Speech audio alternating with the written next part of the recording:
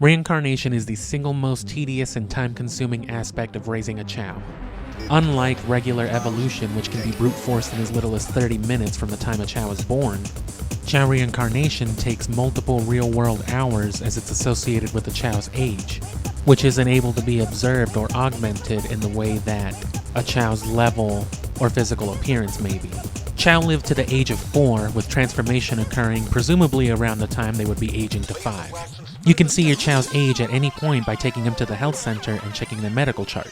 Here you'll also be able to see your chow's attribute and ability type, as well as the skill and ability rating for each of your chow stats. Each individual stat can be raised up to level 99, but just because 2 stats are at the same level doesn't mean that they'll have the same skill rating. Each stat will have an overall letter grade that effectively represents how high the stat can be. This means that it's not enough to just level up a stat all the way to 99 if you want max results. If you want your chow stats as high as possible, you'll also need an S ranking across the board. Aside from just dumb luck, there are 2 ways to get your chow's stats to an S ranking. You can either breed your pre-existing chow and hope that the resulting egg inherits the stats that you want, or you can reincarnate your chow. Ideally, you'd want to take a couple of chow who have relatively high ranks already, reincarnate them up to an S rank, and then mate those chow and just hope for the best. Even so, just a couple of reincarnation cycles can take well over a day in real time. And if that wasn't bad enough, the time it takes to age your chow needs to be spent actively with your chow. Time spent in the kindergarten as well as stages doesn't count towards aging your chow, unfortunately. The only thing then that you can really do, other than just sit there and evolve your chow and force feed them fruit until they max out their stamina stat, is to pet your chow and just make sure that their base happiness, their base friendship, whatever the stat is called, is high enough that they will reincarnate.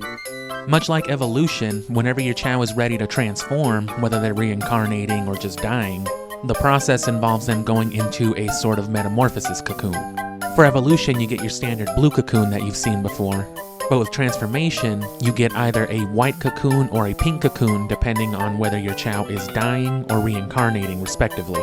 Whether your chow dies or reincarnates depends on that happiness stat that we mentioned a second ago. However, that stat isn't actually observable in the same way that the other ones are.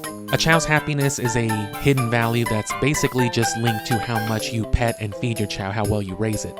If you're constantly abusing your chow, just throwing them against the wall and punching them, then they're probably gonna die at the end of their life. But if you petted your chow a lot and you gave them a lot of fruit, then they'll likely reincarnate. But it takes a lot of petting, so while you're in there for these extended periods of time, you probably want to pet them as much as you can possibly stand to. If your chow reincarnates, it'll go into its pink cocoon and it'll emerge as an egg once more. But if your chow dies, it'll go into a white cocoon and then you'll hear a sad little tune. And then the cocoon just fades to nothing and that's it, your chow's gone forever. That is, if you let it happen. If you come to find that your son didn't actually love you, and it's dying at the end of its life instead of reincarnating like you thought it was, you can actually just leave the area and it will reset the entire process. And then if you're fast enough, you can run back in there, grab the chow, and take them out, put them in the kindergarten, stash them away, or just take them into a different garden where you can pet them incessantly until they like you enough to reincarnate instead of die. You could argue that you don't actually have to spend any time leveling up your chow since it's just going to be reincarnated for higher stats anyway. But another key aspect of reincarnation is that when your chow is born again, its stats levels will be reset to 1, but the stats actual values will be reset to 10% of what they were at the time of the chow reincarnating. The good news is, since reincarnating does reset everything, it doesn't really matter how you level up your chow, what attribute it is, or what alignment it is, or anything. As long as you can max out its stats, it'll reincarnate with its stat boost and you will be able to determine its alignment and its attribute all over again.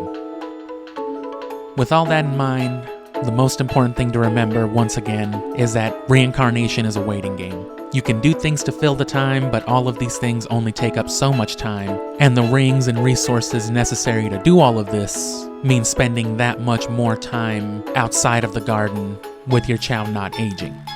But if you have the time and if you have the patience, and you don't mind just sitting there with your console running for extended periods of time, it really is a painless experience.